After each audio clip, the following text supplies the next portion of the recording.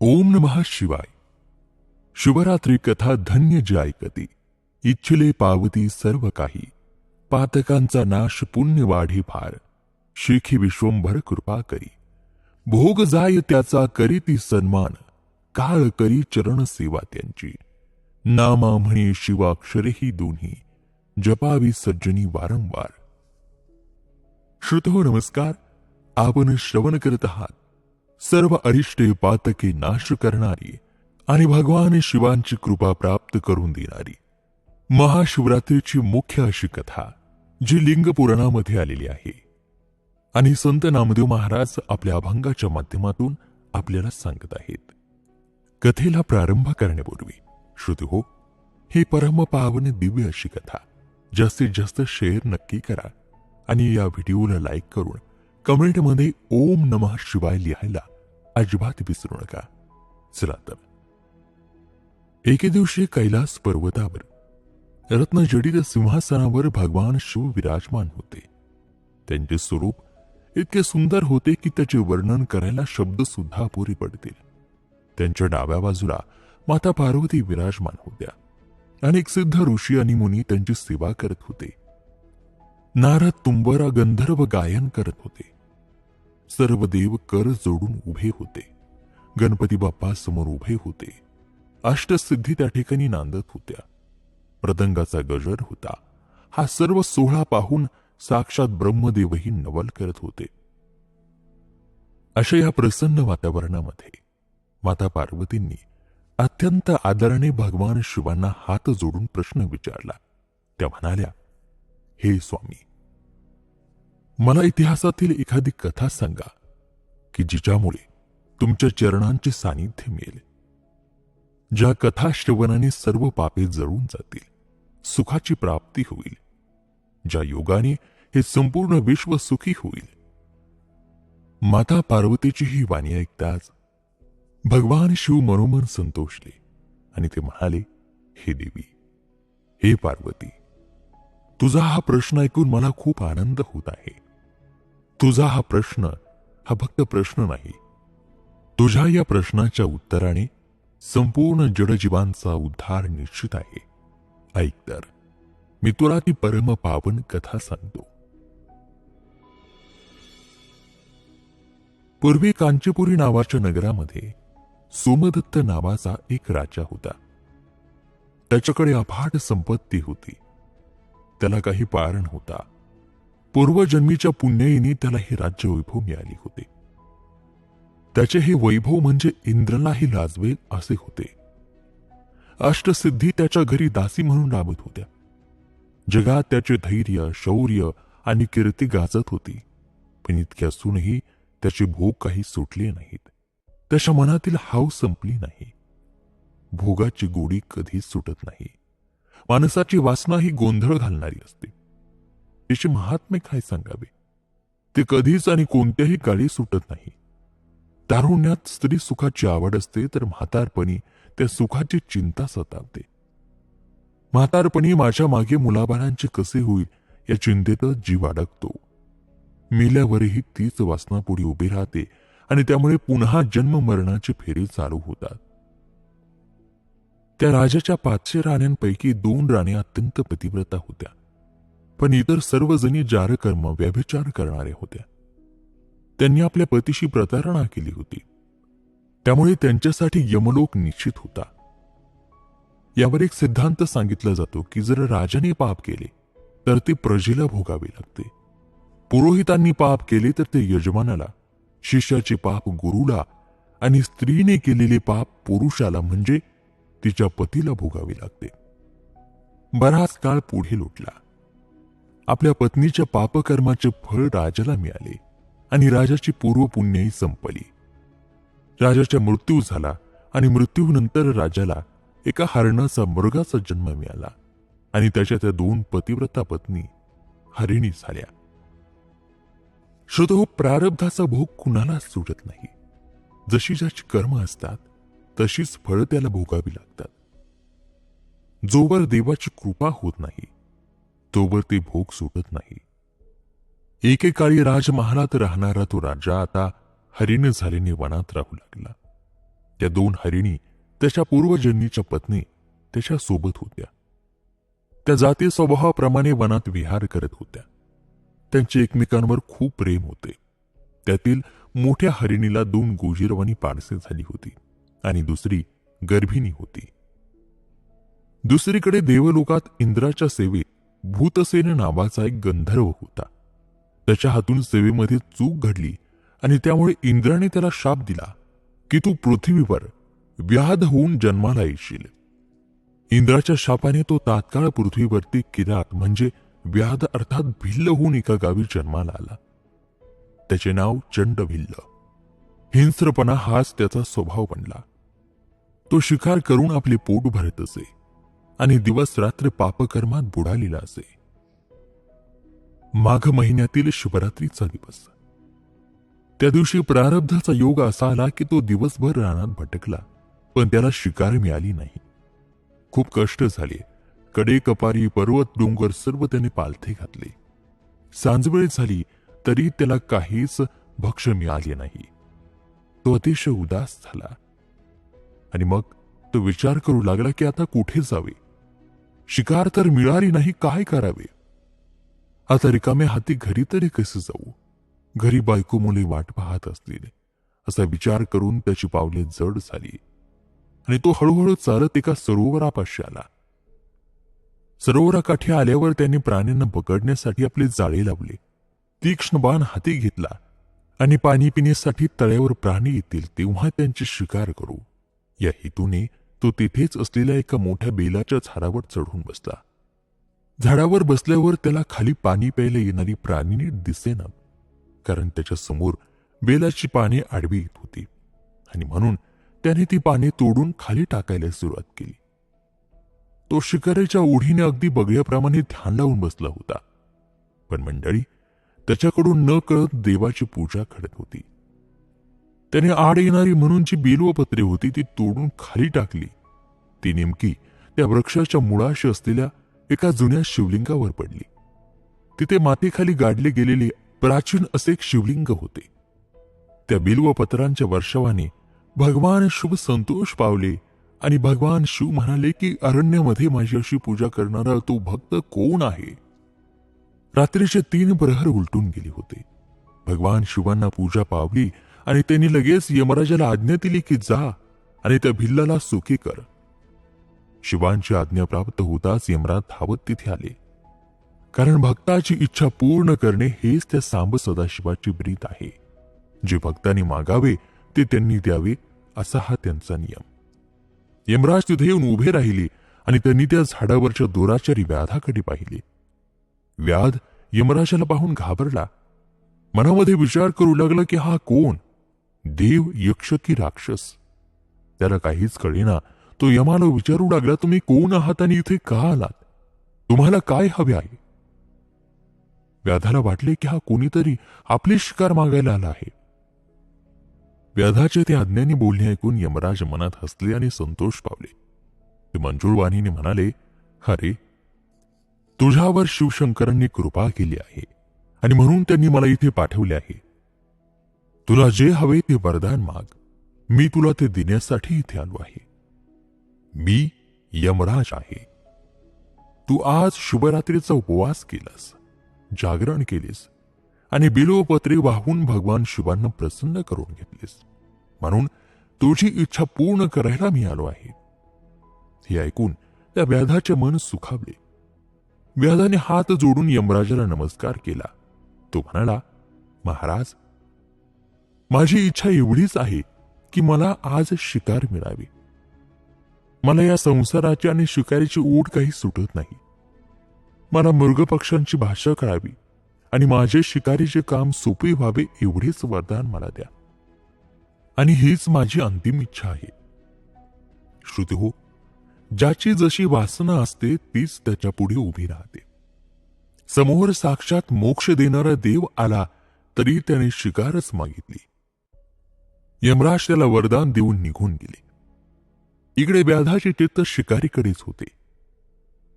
इतक्या तहानीने व्याकुळ होऊन एक मृग तिथे पाण्याच्या शोधात आला. त्याला खूप तहान लागली होती. तो धावतच पाण्याकडे गेला आणि दुर्दैवाने व्याधाने लावलेल्या पाशात तो अडकला. जमिनीवरती तो लोळू लागला. व्याधाने हे पाहिले. त्याला अतिशय आनंद झाला आणि त्या मृगाच्या शिकारीसाठी त्याने धनुष्याला बाण लावला. व्याध बाण मारणार इतक्यात त्याने पाहिले की त्या मृगाची पत्नी आपल्या लहान पाडसांना घेऊन तिथे आली आहे. तिने आपल्या पतीला जाळ्यात अडकलेले पाहिले. तिचे हृदय दुःखाने फाटले. त्यावेळी ते दोघे सुखदुःखाच्या गोष्टी बोलू लागले. मृग म्हणाला, नशिबात जो भोग होता तो भोगावाच लागेल. आता मला सोडवणारे कोणीच दिसत नाही. साक्षात काळाने माझ्यावर झडप घातली आहे असे मला वाटते. यमराजाच्या वरदानामुळे त्या व्याधाला पशुपक्ष्यांची भाषा समजू लागली होती आणि तो त्या मृगांचे बोलणे ऐकून स्तब्ध झाला. ती हरिणी आणि मृग धर्मशास्त्रातील सिद्धांताप्रमाणे बोलू लागले. हे ऐकून तो पारधी आश्चर्यचकित झाला. तो म्हणाला की या वनातील पशूंना एवढे ज्ञान कसे? यांचे एकमेकांवरील प्रेम पाहून माझे मन भारावून गेले आहे. व्याधाची ती क्रूर वृत्ती आता मावळू लागली आणि त्याचे चित्त स्थिर झाले. आपल्या पतीला बंधनात अडकलेले पाहून हरिणीची वृत्ती उडाली. तिने देहाची आशा सोडून दिली. ती रडू लागली आणि म्हणाली, महाराज तुम्ही एकटे जाऊ नका, आम्हालाही सोबत घेऊन चला. आपले अनेक जन्मांची नाती आहे आणि आपण आता कसे वेगळे होणार? आपल्या पत्नीला दुःखी पाहून मृगाला खूप वाईट वाटले. त्याच्यावर दुःखाचा डोंगर कोसळला. तो तिला समजावू लागला, हे प्रिये, तू आता घरी जा, सुखाने राहा. माझी वेळ आता समीप आली आहे, पण तुझी नाही. तू का व्यर्थ प्राण देतेस? तुझी लहान गुजिरी बाळे आहेत. उशीर करू नकोस. तो दुष्ट व्याध येण्याआधी तू निघून जा. आपल्या बाळांचा सांभाळ करणे हाच स्त्रियांचा धर्म आहे. माझ्या प्रारब्धात जे होते ते झाले. तू का व्यर्थ बळी पडतेस? तो मृग तिच्या हिताचे सांगत होता, पण ती पतिव्रता ऐकण्याच्या मनस्थितीत नव्हती. तिच्या नेत्रातून अश्रूंच्या धारा वाहत होत्या. ती म्हणाली, हे स्वामी, तुमच्याशिवाय मी माझे प्राण कसे धरू? तुम्हाला सोडून मी काय करू? तुमच्या जाण्याने या जगामध्ये माझे कोण उरेल? जर मी तुम्हाला सोडून गेले तर समस्त लोक देव माझी निंदा करतील. पाण्याबाजून जसं मासा तडफडतो तशीच तुमच्या विना माझी गत होईल. तुमच्या विना माझे जिणे व्यर्थ आहे. चंडभिल्ल व्याध हे सर्व बोलणे ऐकत होता. त्याच्या मनातील वासना आता जिरून गेली. त्याचे मन पालटले. त्यांचे शब्द कानामध्ये श्रवण करू लागला. एवढ्यात दुसरी हरिणी जी गर्भिणी होती ती त्या ठिकाणी आली. हा सर्व प्रसंग पाहून ती सुद्धा शोक करू लागली. पहिल्या हरिणीला ती म्हणाली, ते लहान पाडसे भुकेने व्याकुळ आहेत. तू इथे का थांबलीस? जा, तू घरी जा. तिचे बोलणे ऐकून पहिली हरिणी म्हणाली की आता माझे घर उरलेच कुठे? माझ्या पतीने आता परलोकाची वाट धरली आहे आणि मी सुद्धा त्यांच्या बरोबर जाणार. तूच त्या बाळांचा आता सांभाळ कर. माझी वेळ आता इथे संपली. तू गर्भिणी आहेस, तुझे दिवस भरले आहेत. जा, जर तू प्राण दिलास तर गर्भहत्येचे पाप तुला लागेल. त्यापेक्षा तू त्या बाळांना वाढव आणि आपला वंशवेल वाढव. अशा प्रकारे त्या दोन्ही हरिणी एकाच भावनेने मरण्यासाठी तयार झाल्या. नवल पहा, त्या दोन हरिणी एकमेकांच्या सवती होत्या. त्या आता एकाच विचाराने आपल्या पतीसाठी जीव द्यायला उभ्या राहिल्या. त्यांचा हा संसार आणि त्यांचे प्रेम खरोखर धन्य आहे. त्यांच्या अंगी मोठे धैर्य होते. त्या दोन्ही मातांनी आपल्या लहान पाडसांना जवळ घेतले आणि त्यांना शेवटचे पोटभर दूध पाजले. त्या म्हणाल्या, आता आम्ही दोघी इथेच राहतो, तुम्ही आपल्या घरी जा. त्यांनी त्या पाडसांना प्रेमाने निरोप दिला, पण ती पाडसे सुद्धा जायला तयार नव्हती. ती आईला बिलगून रडू लागली. आई, तू आम्हाला सोडून कशी काय जातेस? आम्ही दोघे एकमेकांशी सुखाने कसे राहू? आमचे वडील जाळ्यात अडकले आहेत आणि तुम्ही दोघी प्राण द्यायला तयार झाला आहात. आमच्या आता या जगात कोण आहे? आमचे पालन पोषण कोण करणार? आणि असे म्हणून त्यांनी आईबाबांना मिठी मारली. त्यांचे चुंबन घेतले. ती पाडसे म्हणाली, तुमच्या आधी आम्ही प्राण देऊ. इतक्यात तो क्रूर पारधी व्याध झाडावरून खाली उतरून त्यांच्याजवळ आला. त्याला पाहताच त्या पाचही जण भीतीने घाबरले. त्यांची एकमेकांवरील ओढ आणि प्रेम पाहून कोणाच्याही मन द्रवेल. तेवढ्यात मोठी हरिणी धैर्याने पुढे आली आणि व्याधाच्या पाया पडली. ती म्हणाली, हे व्याधा, तू माझ्या पतीला मारू नकोस. ते तहानेने व्याकुळ झाले आहेत. त्याआधी तू मला मार. मी सुवासिनी म्हणून मेली तर मला स्वर्ग मिळेल आणि तुलाही पुण्य मिळेल. तुझे कार्य साध्य होईल. इतक्यात दुसरी धाकटी हरिणी पुढे आली आणि ती म्हणाली, तू जरा थांब. आधी त्यांना पाणी पिऊ दे, मग तुला जसे वाटेल तसे कर. त्यांचे ते बोलणे ऐकून तो व्याध आपला घात करण्याचा बेतच विसरून गेला आणि शांतपणे उभा राहिला. ती मोठी हरिणी व्याधाला धर्माची शिकवण देऊ लागली. ती म्हणाली, हे व्याधा, एखाद्या जीवाला बांधून मारले तर त्याला महादोष लागतो. तू आधी या जाळ्यातून माझ्या पतीला सोड, त्यांना पाणी पिऊ दे आणि मग सावकाशपणे तुझे काम कर. आम्हाला मार. जर तुला आमचा विश्वास वाटत नसेल तर आम्ही शपथ घेतो. अरे, हा देह परोपकारासाठीच वापरायचा असतो. आता प्राणांचा लोभ धरून काय उपयोग? भुकेल्याला अन्न आणि तहानलेल्याला पाणी देणे हेच मोठे पुण्य.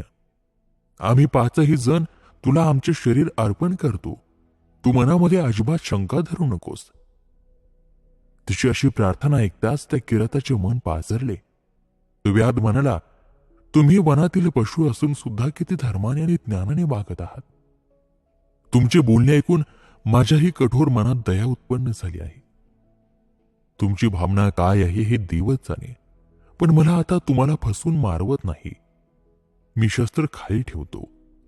आणि तू असे बोलून निघून जाण्याच्या बेतात होता, पण इतक्या ते दोन्ही लहान पाडसं भिल्लापुढे आली आणि ती म्हणाली, हे मामा, आमची एक विनंती ऐक. तू आमच्यावर कृपा कर. आमच्या आईबाबांना मारू नकोस. अतिथीला स्वतःचा देह अर्पण करावा, त्याने परधाम मोक्ष मिळतो असे शास्त्र सांगते. तू आमच्या मातापित्यांचा घात करू नकोस. त्याआधी तू आम्हाला मार. आमचे शरीर कोवळे आहे आणि आमचे मांस सुद्धा तुला खूप गोड लागेल. आमचा बळी घेऊन तुझे काम होईल आणि आमच्या जन्माचे सार्थक होईल. लगेच हरिणी त्या व्याधाला कर्माचा आणि पापाचा सिद्धांत सांगू लागली. जर आम्ही तुला फसून पळून गेलो तर आम्हाला गुरुद्रोही, विश्वासघातकी आणि आंधळे होण्याचे पाप लागेल. दुसऱ्याचा घात करणारा, निंदा करणारा मनुष्य नरकात जातो. जो पंक्तिभेद करतो, जेवताना भेदभाव करतो, तो पुढच्या जन्मी काबळा होतो. जो सदा सर्व काळ दुष्ट कर्म करतो, तो नीच योनीत जन्म घेतो. जो अतिथीची पूजा करत नाही, तो साप किंवा घूस होतो. जे कर्म केले ते भोगावेच लागते. म्हणून आम्ही तुला फसवणार नाही. हे व्याधा, पापी माणसाचे जिनेच व्यर्थ आहे. जो या जगामध्ये खोटे वागतो तो अभागी ठरतो. तो आईच्या पोटाला फक्त ओझे होतो. यमदूत त्याला तापलेल्या तांब्याच्या जमिनीवर ताम्रभूमीवर लोळवतात. लोखंडाच्या चोचीने टोचतात. डोक्यात घाव करतात. गळ्याला बांधून उलटे टांगतात. सुरीच्या पात्यासारख्या धारदार शस्त्रांवरून त्याला ओढत नेतात. उकळत्या तिलाच्या कढईत टाकतात. तप्त खांबाला मिठी मारायला लावतात. निखाऱ्यावर लोळवतात. साप अंगाचा चावा घेतात. जीभ उडवून त्याचे तुकडे करतात. अशी ही भयंकर शिक्षा पाप्यांना मिळते. हरिणी पुढे म्हणाली, आम्ही तसे पाप करणार नाही. आम्ही तुला वचन देतो. आमचे मन आता निशंक झाले आहे. भगवान शिवांची आम्हाला साक्ष आहे. आम्ही पाणी पिऊन परत नाही आलो तर आम्हाला सर्व पापे लागतील. जसा ब्राह्मणाने आपले कर्म सोडले तर तो अधर्मी होतो, तसे आम्ही होऊ. स्वामीद्रोही आणि विश्वासघातकीच्या नरकात पडतात तिथे आम्ही पडू. आम्ही शपथपूर्वक तुला सांगतो. अशी ही शपथ ऐकून व्याधाने तिचे चरण धरले. तिचे बोलणे ऐकून त्या व्याधाला रडू कोसळले. त्याच्या मनात अपार प्रेम दाटून आले. तो म्हणाला, तुम्ही आता जा. मी तुम्हाला जीवदान दिले आहे. आता चिंता करू नकास. मी मुळात इंद्राचा दूत होतो. माझ्या हातून चूक झाली म्हणून या व्याधाच्या जन्माला आलो. पण तुमच्या बोलण्याने माझे मन शांत झाले आहे. आता मी यापुढे कधीच हिंसा करणार नाही. त्याने मृगाच्या गळ्यातील फास सोडून त्याला मुक्त केले. मृग पाणी प्यायला गेला आणि त्यास वेगाने परत आला. तो म्हणाला, माझे घर आता दूर राहिले आहे. आम्ही तिथे जाणार नाहीत. आम्ही सर्व तुझ्या पायाशी परत आलो आहोत. असे म्हणून त्यांनी स्वतःला व्याधाला अर्पण केले. त्यांची सद्व आणि प्रामाणिकपणा शब्दात सांगण्यासारखा नाही. जसा राजा हरिश्चंद्र सत्यवचनी होता, ज्यांनी स्वप्नात डोमराजाला राज्य दिले आणि स्वतः स्मशानात चाकरी केली, ज्यांनी स्वतःच्या मुलाला विकले, तसाच सत्वगुण या मृगांच्या अंगी होता. त्यांनी आपला जीव पारध्याला अर्पण केला. शिबीराजाने स्वतःचे मांस कापून दिले. ताम्रध्वज राजाने डोक्यावर करवत चालवून घेतली, मात्र स्वतःचा धर्म विसरले नाहीत. तसेच या मृगांनी केले. हे सर्व पाहून भोळे महादेव प्रसन्न झाले. त्यांनी मृगाचा भाव जाणला आणि मग त्यांनी आकाशातून विमान आणि दूत पाठवले. ते विमान लखलखीत दिव्यांनी सज्ज होते. त्यावर पताका होत्या. त्या ठिकाणी गंधर्व गायन करत होते, अप्सरा नृत्य करत होत्या. विमानात फुलांच्या शय्या होत्या, अष्टसिद्धी सेवेला होत्या. ते विमान तिथे अचानक आलेले पाहून सर्वांना नवल वाटले. त्या 5ही जणांना, हरणांना आणि त्या व्याधाला दिव्य देह प्राप्त झाले. ते मृग त्या विमानामध्ये बसून वेगाने निघाले. व्याध ही पाहून थक्क झाला. त्या दूतांनी त्याला उपदेश केला, तू आज शिवरात्रीचे जागरण आणि उपवास केलास, त्यामुळे तुझे सर्व दोष नष्ट झाले. आता तू शिवभक्त झालास. तू पुन्हा मायेत अडकू नकोस. तू आता अखंड कीर्तन आणि शिवनाम घे. त्याने तू मोक्षपुरीला कैलासाला जाशील. पुढच्या शिवरात्रीला आम्ही तुला कैलासाला घेऊन जाऊ.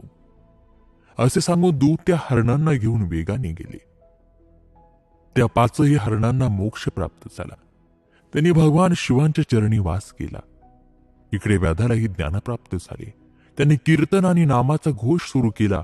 तसे संचित पाप जळाले, नष्ट झाले आणि त्याचे क्रियमान कर्मही नष्ट झाले. त्याला सहज मोक्ष सुख मिळाले. दुसऱ्या शिवरात्रीला त्याने पुन्हा शंकरांची पूजा केली. भाव शुद्ध ठेवला. तेव्हा विमान पुन्हा आले आणि त्याला स्वस्थानी कैलासाला घेऊन गेले. आणि याचबरोबर ही महाशिवरात्रीची कथा या ठिकाणी समाप्त होत आहे. ही महाशिवरात्रीची कथा जे कोणी ऐकतील ते धन्य आहेत. त्यांच्या मनातील सर्व इच्छा पूर्ण होतील. त्यांच्या पातकांचा नाश होईल आणि पुण्य वाढेल. शेवटी विश्वंभर त्यांच्यावरती कृपा करतील. त्यांचे भोग संपतील आणि लोक त्यांचा सन्मान करतील. साक्षात काळ त्यांची चरणसेवा करेल. शिव ही 2 अक्षरे सज्जनांनी वारंवार जपावीत. लिंगपुराणामध्ये आलेली ही भगवान शिवांची शिवरात्रीची मुख्य अशी कथा आपण सर्वांनी श्रवण केली. ही कथा तुम्हाला कशी वाटली आम्हाला कमेंटच्या माध्यमातून नक्की सांगा. त्याचबरोबर कमेंटमध्ये ओम नमः शिवाय लिहायला विसरू नका. आणि ही दिव्य अशी कथा आपल्या आप्तेष्टांना, मित्र परिवाराला शेअर नक्की करा.